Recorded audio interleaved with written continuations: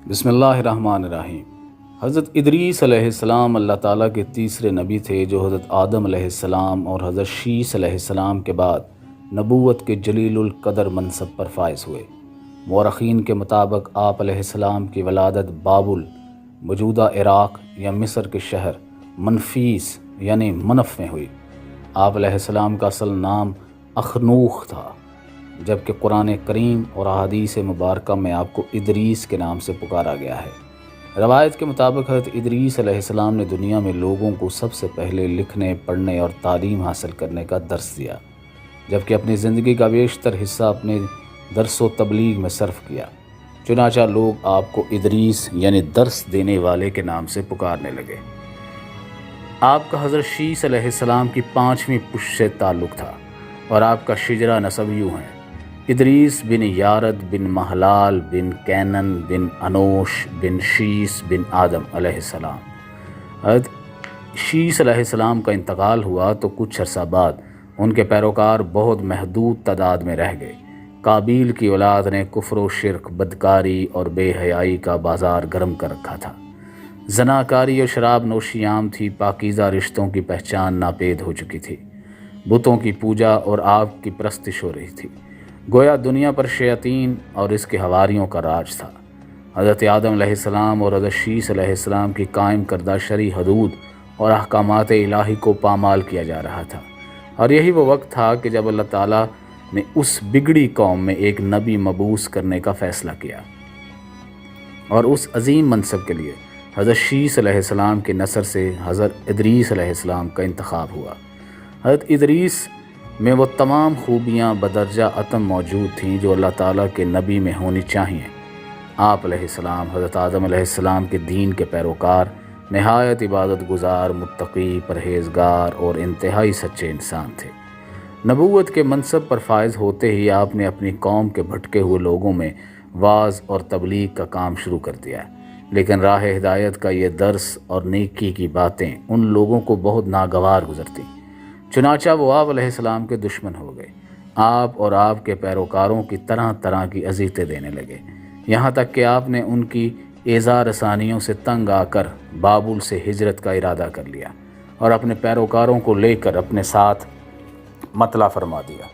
چنانچہ بابل دریائے فرات اور دریائے دجلہ کے کنارے ایک سرسبز و شاداب علاقہ تھا، لہٰذا لوگوں کے لیے اس علاقے سے ہجرت کرنا خاصا مشکل فیصلہ تھا، اور انہوں نے اس حوالے سے تحفظات کا اظہار بھی کیا۔ لیکن پھر حضرت ادریس کے سمجھانے پر وہ لوگ آپ کے ساتھ ہجرت پر تیار ہو گئے۔ حضرت ادریس اور ان کے پیروکاروں نے بابل سے مصر کا رخ کیا اور دریائے نیل کے کنارے آباد ہو گئے، جو بابل سے بھی زیادہ سرسبز و شاداب علاقہ تھا۔ حضرت ادریس علیہ السلام نے یہاں کے لوگوں میں درس و تبلیغ کا کام جاری رکھا۔ آپ علیہ السلام اس وقت لوگوں میں رائج تمام زبانوں سے واقف تھے اور عوام کو انہی کی زبان میں درس دیتے تھے۔ آپ کا قرآن مجید میں 2 مرتبہ ذکر آیا ہے۔ سورہ مریم میں اللہ تعالیٰ فرماتے ہیں: اور اس کتاب میں ادریس کا بھی ذکر کیجئے، بے شک وہ بڑے سچے نبی تھے اور ہم نے ان کو بلند رتبہ پہنچایا تھا۔ نیز سورہ انبیاء میں اللہ تعالیٰ نے فرمایا: اور اسماعیل اور ادریس اور ذوالکفل کا تذکرہ کیجئے، یہ سب احکام الہیہ پر ثابت قدم رہنے والے لوگوں میں سے تھے۔ سورہ انبیاء آیت 85۔ قرآن کریم کی معروف و مستند تفسیر معارف القرآن کے مطابق حضرت ادریس علیہ السلام حضرت نوح علیہ السلام سے 1000 سال پہلے پیدا ہوئے۔ اللہ تعالیٰ نے آپ کو نبوت کے مرتبے پر سرفراز فرمایا اور آپ پر 30 صحیفے نازل فرمائے۔ حضرت ادریس علیہ السلام وہ پہلے انسان ہیں جنہوں نے علم نجوم اور حساب بطور معجزہ عطا کیے گئے۔ نیز سب سے پہلے انہوں نے ہی قلم سے لکھنا اور پڑھنا سیکھنا ایجاد کیا۔ ان سے پہلے لوگ عموماً جانوروں کی کھال لباس کے طور پر استعمال کیا کرتے تھے۔ پھر یہ کہ سب سے پہلے ناپ تول کے طریقے بھی آپ ہی نے متعارف کروائے، اور اسلحہ بھی آپ ہی کی ایجاد ہے۔ آپ نے اسلحہ تیار کر کے بنو قابیل سے جہاد کیا۔ علامہ ابن اسحاق کا کہنا ہے کہ دنیا کا سب سے پہلا شخص جس نے قلم سے لکھا حضرت ادریس علیہ السلام ہے۔ معاویہ بن حکم سلمہ سے مروی ہے کہ انہوں نے حضور صلی اللہ علیہ وآلہ وسلم سے رمل کے بارے میں پوچھا۔ یہ ایک ایسا علم ہے جس میں ریت پر مخصوص لکیریں کھینچ کر کچھ معلوم کیا جاتا ہے۔ تو رسول اللہ صلی اللہ علیہ وآلہ وسلم نے فرمایا ایک پیغمبر تھے جنہوں نے یہ لکھا، لہٰذا جس شخص کا خط ان کے موافق ہو جائے تو اچھا ہے۔ علماء تفسیر فرماتے ہیں کہ پہلا شخص جس نے تبلیغ دین کے لیے وعظ اور خطاب کا سلسلہ شروع کیا وہ ادریس علیہ السلام تھے۔ حلال بن سیار کہتے ہیں کہ حضرت ابن عباس نے حضرت کعب سے پوچھا کہ قرآن کریم کی اس آیت وَرَفَعْنَا مَكَانًا عَلِيًّا اور ہم نے ان کو اونچی جگہ اٹھا لیا، اس کا کیا مطلب ہے؟ تو حضرت کعب نے فرمایا کہ اللہ عز و جل نے حضرت ادریس علیہ السلام کی طرف وحی بھیجی کہ میں تمہیں ہر روز تمام بنی آدم کے اعمال کے برابر درجات دیتا ہوں۔ اس سے مراد اس زمانے کے تمام بنی آدم ہیں۔ تو حضرت ادریس نے چاہا کہ پھر تو اعمال میں اور اضافہ ہونا چاہیے، لہٰذا جب ان کے پاس فرشتے آئے تو انہوں نے وحی کا ذکر کرتے ہوئے کہا، میں چاہتا ہوں کہ ملک الموت سے بات کروں اور پوچھوں کہ کب تک میری زندگی باقی ہے۔ فرشتے نے حضرت ادریس علیہ السلام کو اپنے پروں پر اٹھایا اور انہیں لے کر آسمان کی طرف بلند ہو گیا۔ جب وہ چوتھے آسمان پر پہنچے تو ان کی ملک الموت سے ملاقات ہو گئی جو نیچے اتر رہے تھے۔ حضرت ادریس کے دوست فرشتے نے ملک الموت سے حضرت ادریس علیہ السلام کے بارے میں ذکر کیا تو اسرائیل نے پوچھا کہ حضرت ادریس کہاں ہیں؟ فرشتے نے جواب دیا، وہ میری پشت پر سوار ہیں۔ اس پر ملک الموت نے حیرت کا اظہار کرتے ہوئے کہا، واہ، تعجب ہے، مجھے پروردگار کی طرف سے کہہ کر بھیجا گیا ہے کہ حضرت ادریس کی روح چوتھے آسمان پر قبض کر لو۔ تو میں نے سوچا وہ تو زمین پر ہیں، ان کی روح چوتھے آسمان پر کیسے قبض کروں؟ ابھی اسی سوچ و بچار میں تھا اور زمین پر اتر رہا تھا کہ تم انہیں لے کر چوتھے آسمان پر آ گئے، پھر ملک الموت نے ان کی روح قبض کر لی۔ قصص الانبیاء ابن کثیر۔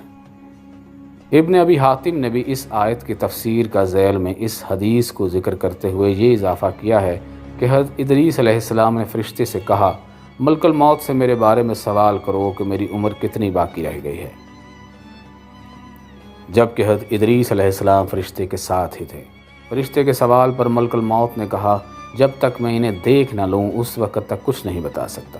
پھر ملک الموت نے حضرت ادریس کو دیکھ لیا تو فرشتے سے کہا، کیا مجھ سے ایسے شخص کے بارے میں سوال کر رہے ہیں جس کی زندگی پلک جھپکنے سے زیادہ نہیں رہی؟ پھر فرشتے نے پر کے نیچے حضرت ادریس علیہ السلام کو دیکھا تو ان کی وفات ہو چکی تھی۔ قصص الانبیاء ابن کثیر۔ روضۃ الاصفیاء کے مصنف تحریر کرتے ہیں کہ حضرت ادریس علیہ السلام کثرت سے اللہ تعالیٰ کی حمد و ثنا اور عبادت میں مصروف رہتے تھے اور فرشتوں میں نہایت محبت اور عقیدت و احترام کی نظروں سے دیکھے جاتے تھے۔ فرشتوں نے ان کے پاس آتے اور ان کی صحبت میں بیٹھا کرتے۔ چنانچہ ایک مرتبہ حضرت اسرائیل بھی اللہ تعالیٰ سے اجازت لے کر آئے اور انسانی شکل میں بہت دیر تک ان کی صحبت میں حاضر رہے۔ حضرت ادریس کو جب معلوم ہوا کہ یہ کوئی انسان نہیں بلکہ حضرت اسرائیل ہیں اور روح قبض کرنے کی خدمت پر مامور ہیں، تو آپ نے ان سے فرمایا کہ میرا دل چاہتا ہے کہ تم مجھے موت کا ذائقہ چکھاؤ۔ اس پر حضرت اسرائیل نے اللہ تعالیٰ کی اجازت سے ان کی روح نکالی اور پھر واپس کر دی۔ اس کے بعد حضرت ادریس نے ان سے فرمایا، میرا دل چاہتا ہے کہ میں جنت اور دوزخ دیکھوں۔ چنانچہ حضرت اسرائیل نے اللہ تعالیٰ سے اجازت لے کر انہیں دوزخ دکھائی۔ وہ دوزخ دیکھ کر جنت میں آئے اور بہت دیر تک وہاں کے مناظر دیکھتے رہے۔ حضرت اسرائیل نے عرض کیا کہ اب واپس تشریف لے چلیے، مگر حضرت ادریس نے جواب میں کہا کہ جب تک جنت و دوزخ کو پیدا کرنے والا مجھے یہاں سے جانے کا حکم نہیں دے گا اس وقت تک یہاں سے نہیں جاؤں گا۔ چنانچہ اللہ تعالیٰ نے ایک فرشتے کو مقرر فرمایا اور وہ ان کے درمیان فیصلہ کر دے۔ حضرت اسرائیل نے اس فرشتے کو پوری صورتحال بتائی۔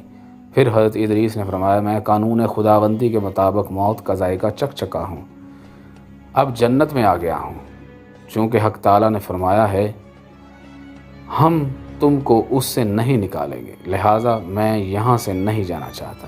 حضرت کعب احبار کی روایت ہے کہ فرشتے نے اللہ تعالیٰ کے حکم سے فیصلہ کیا کہ اچھا آپ چھٹے آسمان پر رہیے اور فرشتوں کے ساتھ عبادت کیجیے۔ چنانچہ حضرت ادریس علیہ السلام چھٹے آسمان پر فرشتوں کے ساتھ عبادت میں مشغول رہتے ہیں۔ اس سلسلے میں متفق علیہ حدیث یہ ہے کہ حضرت ادریس چوتھے آسمان پر ہیں۔ مجاہد اور دیگر بہت سے علماء کرام کا یہی قول ہے۔ حضرت ظاہری نے حضرت انس سے مروی معراج کی حدیث نقل کی ہے کہ جب نبی کریم صلی اللہ علیہ وآلہ وسلم معراج کی رات چوتھے آسمان پر پہنچے تو وہاں آپ صلی اللہ علیہ وآلہ وسلم کی ملاقات حضرت ادریس سے ہوئی، جنہوں نے حضور صلی اللہ علیہ وآلہ وسلم کو دیکھ کر فرمایا، مرحبا صالح بھائی، اور سال نبی۔